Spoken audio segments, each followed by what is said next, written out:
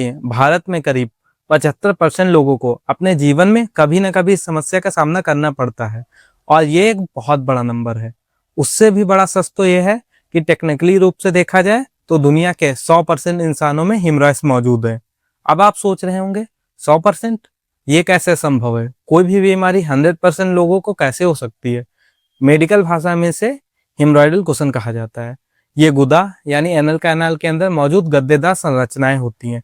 इनकी बनावट की बात करें तो ये मेन रूप से ब्लड वेसल्स, कनेक्टिव टिश्यू और स्मूथ मसल से बने होते हैं। ये कोई फालतू मांस का टुकड़ा नहीं है, बल्कि ये शरीर में एक बहुत ही जरूरी काम करता है। इनका काम है मल लीकेज को रोकना। मल नियंत्रण में ये कुशन 15 से 20% तक का योगदान देते हैं, एक वॉल्व की तरह। अब इसे जरा ऐसे समझिए, जब कोई इंसान जोर से खांसता है, छींकता है या भारी वजन उठाता है तो पेट के अंदर का प्रेशर काफी तेजी से बढ़ने लगता है। उस झटके के दौरान शरीर से कुछ मल लीक ना हो जाए, इसके लिए हिमोरॉइडल कुशन तुरंत खून से भर जाते हैं, फिर फूल जाते हैं और रास्ते को पूरी तरीके से सील कर देते हैं। ये शरीर की बहुत ही शानदार इंजीनियरिंग है। इन कुशन की तुलना हम दरवाजे पर लगे उन रबर के वेदर स्ट्रिप से कर सकते हैं, जो दरवाजे के नीचे लगे होते हैं। जब दरवाजा बंद होता है तो रबर की पट्टी किसी भी हवा, पानी को अंदर आने से बिल्कुल भी रोक देती है, एकदम सील की तरह। लेकिन अब सवाल ये है कि अगर ये इतने ही जरूरी हैं, तो फिर समस्या कहाँ से शुरू होती है?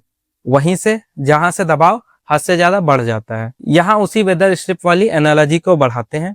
सोचिए, अगर आप दरवाजे पर लगातार बहुत जोर दबाव डाल रहे हैं, उसे रोज जोर जोर से पटक रहे हैं, तो क्या होगा? वो रबर की स्ट्रिप घिस जाएंगी और अंदर के रबर फाइबर्स टूट जाएंगे, अपनी जगह से खिसक कर लटकने लगेंगे और फिर दरवाजा बंद करने में मदद करने की बजाय ये दरवाजे के बीच में फंसने लगेंगे। मानव शरीर में बिल्कुल ऐसा ही होता है। जब पेट का दबाव वो एक झटके के लिए नहीं बल्कि बहुत लंबे समय के लिए बढ़ा रहता है, तब ये बीमारी बनती है। अब ये दबाव कई वजह से हो सकता है, जैसे पुरानी कब्ज की वजह से, टॉयलेट में घंटों बैठकर जोर लगाने की वजह से, जो आजकल बहुत आम बात है, लगातार भारी वजन उठाना, मोटापा या फिर प्रेगनेंसी के दौरान बच्चे का प्रेशर। इस लगातार दबाव की वजह से उन कुशन्स को अपनी जगह पर बांध कर रखने वाले कनेक्टिव टिश्यू कमजोर हो जाते हैं, नसें सूज जाती हैं, खून से भर जाती हैं और फिर ग्रेविटी की वजह से नीचे की ओर खिसक आती हैं। और जब ये नेचुरल कुशन अपनी जगह छोड़कर नीचे लटक जाते हैं, तब हम इसे बवासीर या पाइल्स कहते हैं। मतलब कि समस्या उन कुशन्स में नहीं है, बल्कि समस्या उस प्रेशर पे है जो हमारे शरीर पर डाला जा रहा है। अब इस बनावट को समझने के बाद में किसी ऐसे व्यक्ति के नजरिए सोचते हैं जिसको पहली बार नया नया पाइल्स डायग्नोज हुआ है, वो इन लक्षणों को देख रहा है। इन लक्षणों को समझने के लिए शरीर के अंदर एक बहुत ही इंटरेस्टिंग बॉर्डर लाइन को समझना पड़ेगा, जिसे हम पेक्टिनेट या डेंटेट लाइन कहते हैं। ये एनस के हिस्से को अंदरूनी और बाहरी हिस्से में बांटते हैं। और सबसे बड़ी तो बात यह है कि यह लाइन के ऊपर के हिस्से का डेवलपमेंट और नीचे के हिस्से का एम्ब्रियोनोलॉजिकल डेवलपमेंट अलग अलग तरीके से होता है। पेक्टिनेट लाइन के ऊपर का हिस्सा आंतों के वाले सिस्टम से बनता है, जब जहां दर्द महसूस करने वाली नसें बहुत कम होती हैं। इसका मतलब ये है कि अगर बवासीर इस लाइन के ऊपर है तो अंदरूनी या इंटरनल बवासीर कहते हैं, तो उसमें इंसान को दर्द महसूस ही नहीं होता है। अब ये बात थोड़ी अजीब लग सकती है ना, कि अगर घाव वहां है, नसें सूजी हुई हैं, खून भी आ रहा है, लेकिन इंसान को दर्द ही नहीं हो रहा। यही तो इसका सबसे बड़ा पैराडॉक्स है। अंदरूनी बवासीर के मेन लक्षण यही हैं: लैट्रिन के समय बिना किसी दर्द के चमकदार खून का आना, साथ ही थोड़ा म्यूकस निकलना और ऐसा महसूस होना कि लैट्रिन के बाद भी पेट पूरी तरीके से साफ नहीं हुआ है। और दर्द ना होने के कारण लोग अक्सर इसे महीनों तक अनदेखा कर देते हैं। अंदरूनी बवासीर के 4 ग्रेड होते हैं। ग्रेड 1 में केवल खून आएगा, ग्रेड 2 में मल त्यागते समय मस्से बाहर आ जाते हैं लेकिन खुद ब खुद अंदर चले जाएंगे, ग्रेड 3 में उन्हें उंगली की मदद से अंदर करना पड़ेगा और ग्रेड 4 में वे इतने कमजोर हो जाएंगे कि परमानेंटली प्रोलैप्स कर जाएंगे। अब बात कर लेते हैं बाहरी बवासीर की। बाहरी या एक्सटर्नल बवासीर पेक्टिनेट लाइन के बिल्कुल नीचे होता है और ये स्किन के नीचे मौजूद होता है। क्योंकि ये स्किन के नीचे मौजूद होता है तो यहाँ एकदम नर्व एंडिंग्स का जाल बिछा हुआ होता है। इससे इस बवासीर में खुजली, सूजन, कभी कभी तेज दर्द होता है और ये स्थिति तब ज्यादा गंभीर हो जाती है जब बाहरी बवासीर में ब्लड फ्लो रुक जाता है और खून का थक्का बन जाता है। इसे मेडिकल भाषा में थ्रोम्बोस्ड पाइल्स कहते हैं। इसका मतलब सूजी हुई नस के अंदर खून जम गया है। यह एक नीले या जामुनी रंग की कठोर गांठ हो जाती है। ये इतना ज्यादा दर्दनाक होता है कि इंसान के लिए बैठना, चलना या रोजमर्रा के काम करना भी बहुत मुश्किल हो जाता है। बिल्कुल ऐसा होता है जैसे कि कोई गुब्बारा अपनी लिमिट से ज्यादा फूल गया और बस फटने वाला हो। लेकिन यहाँ एक बहुत ही गंभीर सवाल उठता है, अगर अंदरूनी बवासीर में दर्द नहीं होता और उसका मेन लक्षण सिर्फ चमकदार लाल खून आना है, तो कोई आम इंसान यह कैसे तय करेगा कि उसे बवासीर ही है? क्योंकि अगर हम इंटरनेट पर लेटरिन में खून आना सर्च करें तो कई डरावनी बीमारियों के नाम सामने आ जाते हैं।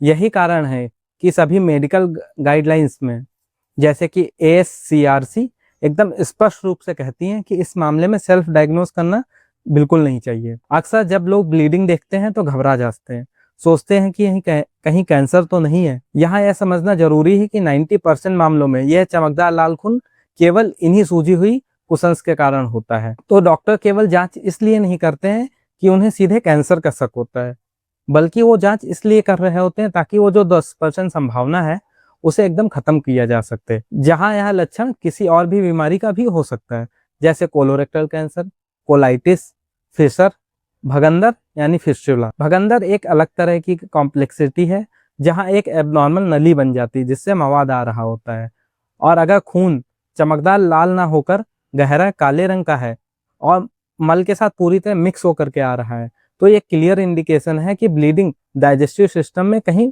ऊपर से हो रही है। इसलिए एक स्पेशलिस्ट से मिलना जरूरी हो जाता है और वो कोलोनोस्कोपी जैसी जांच कराएगा। ये मानसिक शांति और सही इलाज दोनों के लिए बहुत जरूरी है। इसमें घबराने की जरूरत नहीं है, लेकिन जांच भी कराना उतना ही जरूरी होता है। अब इसके कारणों पे बात कर लेते हैं। हमने शुरुआत में कहा था ये सब पेट में प्रेशर से जुड़ा हुआ है, लेकिन मॉडर्न युग में ऐसा क्या हो गया है कि ये प्रेशर इतना आम समस्या बन गया है? अगर हम अपनी आज की लाइफ स्टाइल का एनालिसिस करें तो पाएंगे हम लोग रोजाना अनजाने में ही सही पर इस बीमारी को न्योता दे रहे हैं। सबसे बड़ा अपराधी तो हमारा टॉयलेट है, जहाँ पे हम बहुत लंबे समय तक बैठे रहते हैं। पहले लोग जाते थे, अपना काम खत्म करते थे और बाहर आ जाते थे। अब लोग टॉयलेट में अपने साथ स्मार्टफोन ले जाते हैं, न्यूज़ फीड या रील स्क्रॉल करते रहते हैं। 20 से 30 मिनट कैसे बीत जाते हैं कुछ भी पता नहीं लगता। और यही सबसे खतरनाक चीज है, वेस्टर्न टाइप के कमोड पर बैठकर जब कोई इंसान 20 मिनट तक रील स्क्रॉल करता है तो ग्रेविटी क्या करती है, लगातार उन नसों को नीचे की ओर खींच रही होती है। क्योंकि नीचे कोई सपोर्ट नहीं है तो उस कंडीशन में एनएस की मांसपेशियां पूरी तरीके से रिलैक्स हो जाती हैं। ऐसे में थोड़ा सा भी जोर लगाना उन कुशंस के कनेक्टिव टिश्यू को भारी नुकसान पहुंचा देता है। इसके अलावा डाइट में फाइबर की कमी, पुरानी कब्ज, डेस्क जॉब की वजह से घंटों तक एक ही जगह पर बैठे रहना, ये सब एक परफेक्ट कॉम्बिनेशन बनाते हैं पाइल्स के लिए। ASCRS की गाइडलाइंस में डाइट पर बहुत ज्यादा ही जोर दिया गया है। डाइट में बदलाव को बवासीर के लिए फर्स्ट लाइन थेरेपी कहा जाता है। ASCRS और क्रोकेन रिव्यू के डाटा क्लियर रूप से कहते हैं केवल अपनी डाइट में बदलाव करके, खासकर फाइबर का सेवन बढ़ाकर, ब्लीडिंग और मस्सों के आने के खतरे को करीब 50% तक हम लोग कम कर सकते हैं। लेकिन यहाँ एक बहुत ही वाजिब क्वेश्चन उठता है कि अभी हमने बताया कि बवासीर असल में सूजी हुई और अपनी जगह से खिसक चुकी ब्लड वेसल्स की समस्या है। ये एक स्ट्रक्चरल डैमेज है। तो क्या सिर्फ एक कटोरी ओट्स और राजमा खाने से वो सूजी हुई नसें वापस अपनी जगह पर चली जाएंगी? इसके पीछे का साइंस बहुत ही सीधा और टेक्निकल है। देखो, जब कोई इंसान फाइबर, खासकर सॉल्युबल फाइबर खाता है तो फाइबर पेट में जाएगा पर लेकिन पचेगा नहीं। इसकी बजाय वो अपने आसपास के पानी को सोख लेगा और फिर एक बहुत ही चिकना जेल जैसा पदार्थ बना लेता है, एकदम लुब्रिकेंट की तरह। जब कॉन्स्टिपेशन होता है तो मल सूखा, हार्ड और खुरदरा होता है, और जब वो हार्ड मल बाहर निकलता है तो वो उन सूजी हुई नसों पर रगड़ता हुआ चलता है। अब यह रोजाना घाव पर एकदम सैंड पेपर रगड़ने जैसा हो जाता है। ये रोज रोज के रगड़ने की वजह से ना तो सूजन कम होती है, ना ही घाव भर पाता है। जब इंसान डाइट में फाइबर शामिल करता है तो वो जेलनुमा फाइबर मल को बहुत नरम, चिकना बना देता है। फिर वो मल बिना किसी फ्रिक्शन के उन सूजी हुई नसों के ऊपर से आसानी से फिसल कर बाहर निकल जाता है। मतलब फाइबर सीधे नसों को ठीक नहीं कर रहा है, पर वो उस पर रोजाना के डैमेज और रगड़ को रोक रहा है, जिससे नसों को खुद ब खुद हील करने का और अपनी सूजन को कम करने का समय मिल जाता है। ये बिल्कुल ऐसा है कि जैसे आपने मशीन में तेल डाल दिया हो और उनके पुर्जे आपस में घिस नहीं रहे हों। और एक बात जो बार बार दोहराई जाती है वो है पानी। अगर फाइबर ले रहे हैं तो पानी पीना बहुत जरूरी है, ये गोल्डन रूल है। अगर कोई व्यक्ति भरपूर क्वांटिटी में फाइबर खा रहा है लेकिन दिन भर में केवल 1 या 2 गिलास पानी पी रहा है तो फाइबर अंदर जा करके जेल ही नहीं बना पाएंगे, बल्कि पानी की कमी में वो फाइबर आंत के अंदर एकदम सीमेंट की तरह सख्त हो जाएंगे और कंडीशन को पहले से भी ज्यादा बिगाड़ देंगे। तो फाइबर को काम करने के लिए पानी की सख्त जरूरत होती है, इसलिए दिन में कम से कम 3 से 4 लीटर पानी जरूर पिएं। एक स्टडी में प्रोबायोटिक्स के रोल का भी जिक्र है, जैसे छाछ और दही। छाछ को तो इंसान की आंतों के लिए अमृत माना गया है। इसमें मौजूद गुड बैक्टीरिया डाइजेस्टिव सिस्टम को दुरुस्त करते हैं। 1 गिलास छाछ में थोड़ा सा भुना हुआ अजवाइन पाउडर, काला नमक मिलाकर दोपहर के खाने के बाद पीने से सूजन और गैस दोनों कम हो जाते हैं। अब कुछ ऐसी चीजें हैं जिनसे पूरी तरीके से हम लोगों को बचना चाहिए, जैसे कि बहुत ज्यादा मसालेदार खाना खाना, कैफीन और शराब, ये आंतों में जलन को पैदा कर सकते हैं। और एक बहुत ही चौंकाने वाली बात है वो है कच्चे स्प्राउट, यानी जो अंकुरित वाला अनाज होता है। आमतौर पर स्प्राउट्स को सेहतमंद माना जाता है, लेकिन कच्चे स्प्राउट पचाने में बहुत भारी होते हैं। ये पेट में गैस बनाते हैं और मल का आकार बहुत ही बढ़ा देते हैं। ये उन सूजी हुई नसों पर प्रेशर डाल सकते हैं, इसलिए इनको हमेशा उबाल कर या स्टीम करके ही खाएं। अब बात कर लेते हैं तुरंत राहत देने वाले बात की। डाइट को काम करने में कुछ दिन तो लगेंगे ही, लेकिन मान लीजिए कोई नया मरीज है जो इस वक्त दर्द में बैठा है, जिसे तुरंत आराम चाहिए, उसके लिए क्या करना है? दर्द से तुरंत आराम पाने का ऑथेंटिक और प्रभावी तरीका है सिर्फ बात। इसमें एक छोटे टब में गुनगुना पानी भरा जाता है, फिर मरीज को उसमें इस तरह से बैठना होता है कि उसके नीचे का हिस्सा पानी में डूबा रहे। दरअसल बवासीर के दर्द का एक बहुत बड़ा कारण है एनस की मांसपेशियों यानी स्फिंक्टर का सिकुड़ जाना। अब आप गुनगुने पानी में बैठेंगे तो गर्मी उस ऐठन को खोल देती है, मांसपेशियों को रिलैक्स करती है और वहां ब्लड फ्लो को बढ़ाकर दर्द और सूजन में बहुत ज्यादा कमी करती है। लेकिन यहाँ एक बहुत बड़ी वार्निंग है जिसे यूजुअली कोई भी डॉक्टर नहीं बताता है और इसे नजरअंदाज बिल्कुल नहीं किया जा सकता। ASCRS की गाइडलाइंस एकदम साफ साफ कहती हैं कि श्रेष्ठवास का समय एक बार में 15 मिनट से ज्यादा नहीं होना चाहिए। पर क्यों? क्योंकि गर्म पानी ब्लड वेसल्स को फैलाता है। अगर कोई व्यक्ति 15 मिनट से ज्यादा समय तक उस स्थिति में गर्म पानी में बैठा रहता है तो शरीर का सारा खून पेल्विक हिस्से में जमा होने लगता है। इससे नसों में दबाव जो है वापस बढ़ जाएगा, नसें दोबारा से सूज जाएंगी। इसलिए दिन में 3-4 बार बैठें, पर लेकिन हर बार 10 से 15 मिनट के लिए। और अगर आपको थ्रोम्बोस्पाइल्स है और बहुत तेज दर्द और सूजन हो रही है तो सिर्फ बात ना करें, बल्कि बर्फ की सिकाई करें। ये नसों को सिकोड़ देगा और दर्द कम हो जाएगा। अब सबसे जरूरी सवाल, क्या ये सभी उपाय हमेशा काम करते हैं? क्या कभी ऐसी स्थिति नहीं आएगी जहां सर्जरी ही एकमात्र रास्ता बचा हो? ये पूरी तरीके से बीमारी के ग्रेड पर निर्भर करेगा। ग्रेड 1 और ग्रेड 2 की स्थिति में लगभग 80% लोगों में डाइट, सिर्फवात और लाइफस्टाइल चेंजेस से पूरी तरह ठीक हो जाता है, उन्हें किसी भी सर्जरी की जरूरत नहीं पड़ती है। लेकिन जब बवासीर का ग्रेड 3 या 4 पहुंच जाता है और ये मस्से जो हैं आपके परमानेंटली बाहर लटकने लगते हैं, या फिर आपका पाइल्स थ्रोम्बोस्ड हो गया है और दर्द बर्दाश्त के बाहर हो गया है, तब घरेलू उपाय से काम नहीं चलतेगा।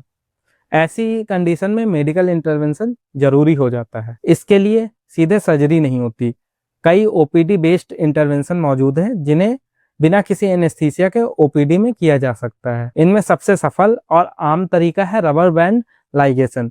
इसमें डॉक्टर क्या करता है, एक उपकरण की मदद से आपके बवासीर के बेस पर एक बहुत ही छोटा और टाइट रबर बैंड बांध देगा। यह बैंड उस सूजे हुए कुशन की ब्लड सप्लाई को पूरी तरीके से काट देगा।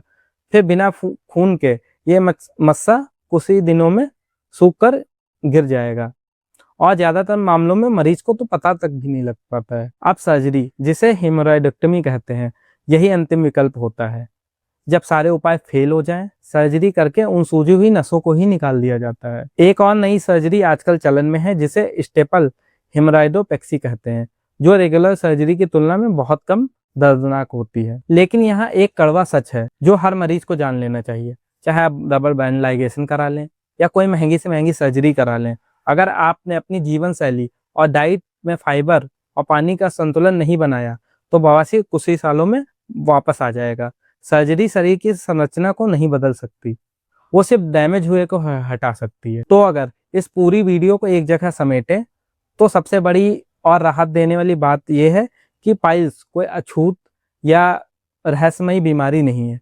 ये महज हमारे शरीर के नेचुरल लीकेज कंट्रोल सिस्टम यानी हेमोरॉयडल कुशन का एक मैकेनिकल फेलियर है। किसी भी नए डायग्नोज हुए इंसान को इससे डरने या शर्मिंदा होने की जरूरत बिल्कुल भी नहीं है।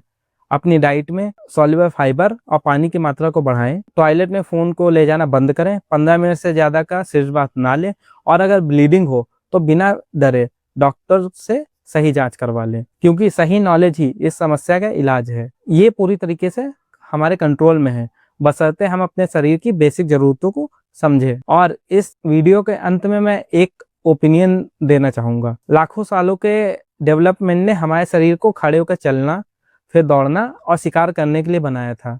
लेकिन आज हम लोग एक कुर्सी से उठकर दूसरी कुर्सी पर बैठते हैं, फिर वेस्टर्न शैली के टॉयलेट में घंटों बैठकर अपने ही शरीर की बनावट के खिलाफ काम कर रहे हैं। क्या हमारी ये मॉडर्न लाइफस्टाइल हमें धीरे धीरे अपनी नेचुरल शारीरिक क्षमताओं का ही दुश्मन तो नहीं बना रही है?